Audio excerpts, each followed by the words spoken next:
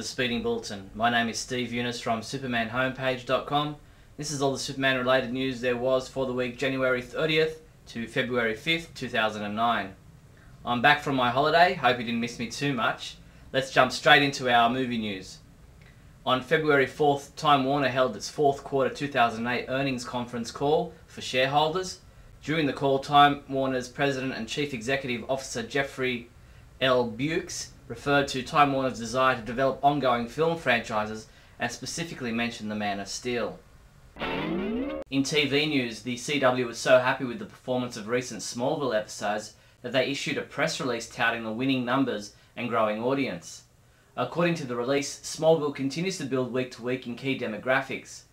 Thursday night overall was a good one for the CW. I wonder if the recent Lana-centric episodes have had any effect on these ratings.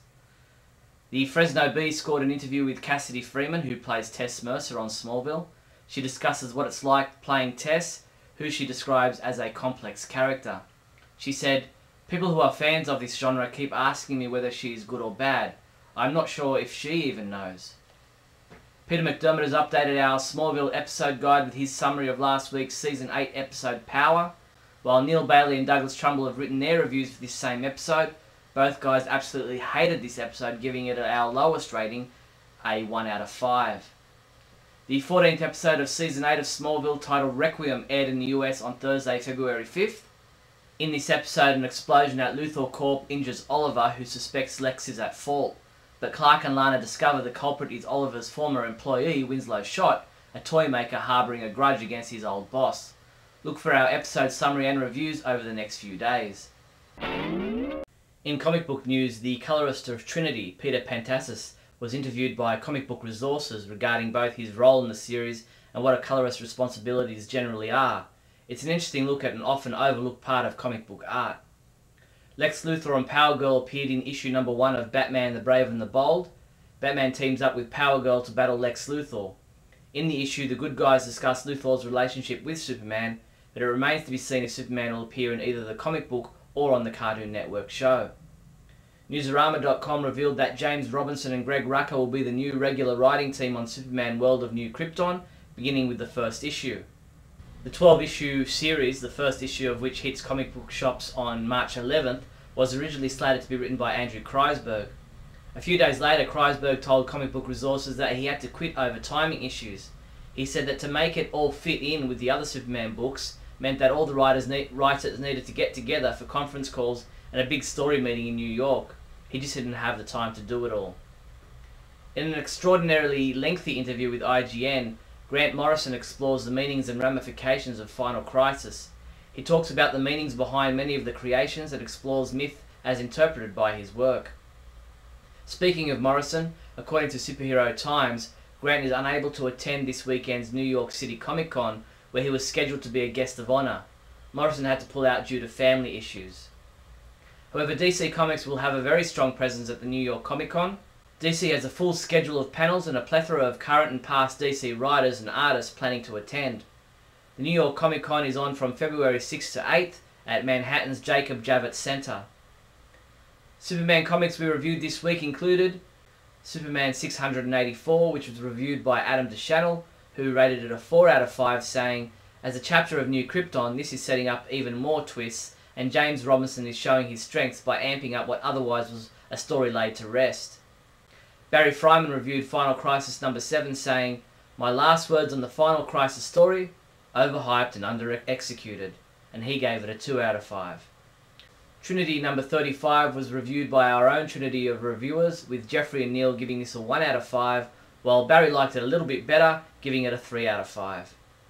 Superman comics and other items shipping this week from February 4th include Adventure Comics number 0, Black Lightning Year 1 number 3, Final Crisis Legion of 3 Worlds number 3, which also comes in an alternate cover, Supergirl Cosmic Adventures in the 8th Grade number 3, Trinity number 36, Tangent Superman's Reign Volume 1 trade paperback, New Gods Series 2 Superman action figure, and Superman number 675 poster.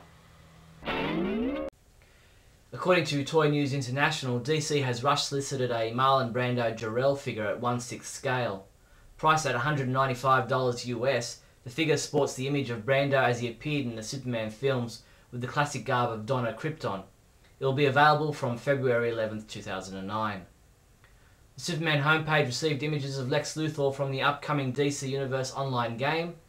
Other alternative pictures can also be found at newsarama.com. And that's all the Superman related news there was for the week January 30th to February 5th. Thanks to Barry Fryman and Neal Bailey for looking after the site while I was away. Until next week, I'm Steve Younis from supermanhomepage.com.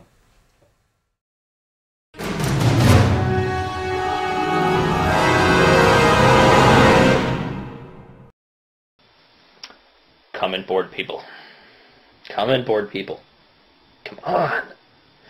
A friend of mine, a good friend, once said to me that nothing was ever solved substantively in a flame war.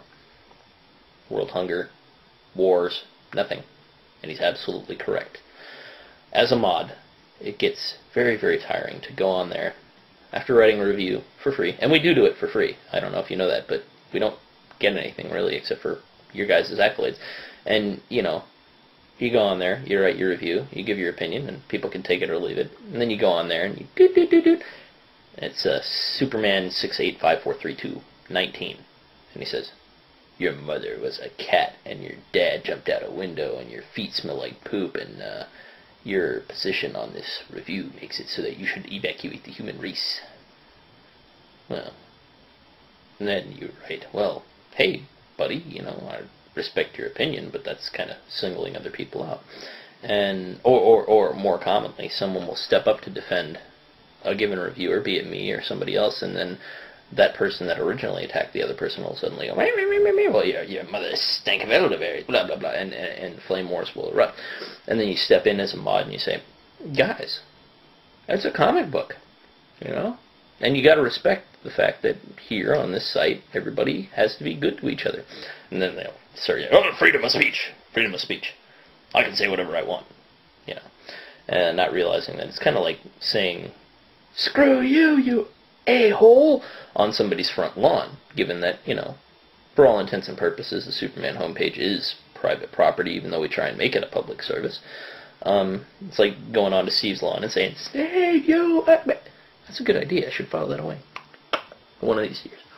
I'm kidding, Steve. I'm kidding, Steve. Please keep the videos. But anyway, the frustration I have, and the thing that I don't understand, is why this continues to happen. Why, like, even though an example is set and constantly reinforced, there will always be someone new who will come on there and try and just ruin someone else's day, or try and tear somebody down. I don't see what the utility it is for someone to go on to something anonymously and make some kind of statement that's rotten and get away with it for giggles. I've never understood it. I mean, I understand the for the lulz idea. I do. But, I mean, starting about 5 years ago, I signed everything Neal Bailey for a reason. I like the idea of culpability. And I wish the internet did too. And if the internet did, then the Superman homepage, while it's already a red place, would be a much better place. Bailey Planet is sponsored by Gibbo.